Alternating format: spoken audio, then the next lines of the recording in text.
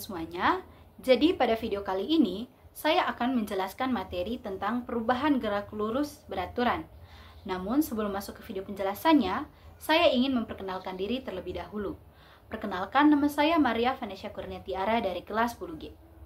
Langsung saja kita ke video penjelasannya.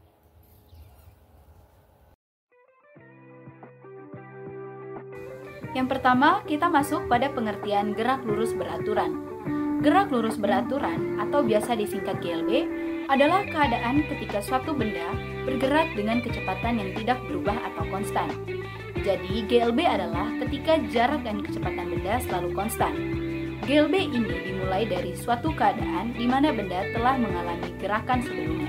Gerak itu sendiri merujuk pada perubahan posisi objek dari titik awal ke titik akhir. Dalam GLB, benda bergerak dengan kecepatan konstan dan tidak mengalami percepatan. Dengan kata lain, nilai percepatan pada objek yang mengalami GLB selalu 0, A sama dengan 0. Kemudian, kita masuk pada ciri-ciri gerak lurus beraturan. Ciri-ciri gerak lurus beraturan adalah yang pertama, kecepatan konstan. Benda yang mengalami GLB bergerak dengan kecepatan yang tidak berubah sepanjang waktu. Kecepatan benda selalu sama dalam setiap titik lintasan. Yang kedua, trayektori lurus.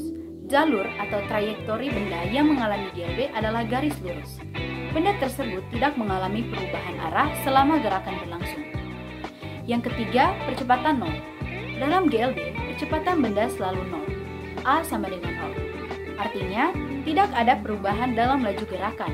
Benda tetap dengan kecepatan konstan. Yang keempat, waktu yang dihubungkan sama. Benda yang bergerak dalam GLB akan mencapai setiap titik pada lintasannya dalam waktu yang sama jika diberikan waktu yang sama untuk bergerak. Yang kelima, posisi awal dan posisi akhir dapat dihubungkan. Posisi awal dan posisi akhir benda dalam GLB dapat dihubungkan dengan persamaan matematis yang sederhana, yaitu S sama dengan Vt, di mana S adalah perpindahan, V adalah kecepatan, dan T adalah waktu. Dan yang terakhir yaitu gerak terjadi tanpa gangguan eksternal. Dalam GLB, gerak benda terjadi tanpa adanya gangguan eksternal yang mempengaruhi kecepatan atau arah gerakan. Kemudian, kita masuk pada rumus gerak lurus beraturan.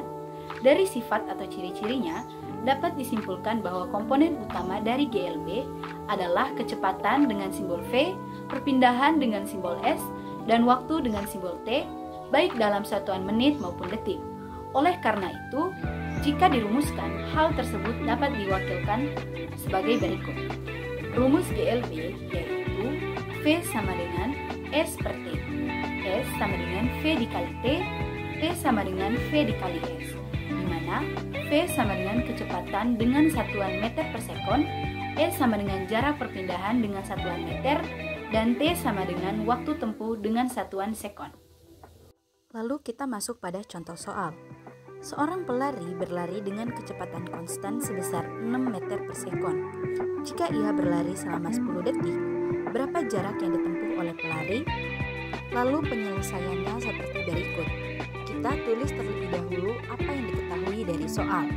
Diketahui V sama dengan 6 meter per sekon, T sama dengan 10 detik. Lalu yang ditanya adalah jarak yang ditempuh oleh pelari, yaitu S. Untuk menghitung jarak, kita dapat menggunakan rumus GLB, yaitu E sama dengan V dikali T. Lalu, langsung saja kita masukkan angka-angkanya. V sama dengan 6, T sama dengan 10. 6 dikali 10 sama dengan 60. Jadi, jarak yang ditempuh oleh pelari adalah 60 meter.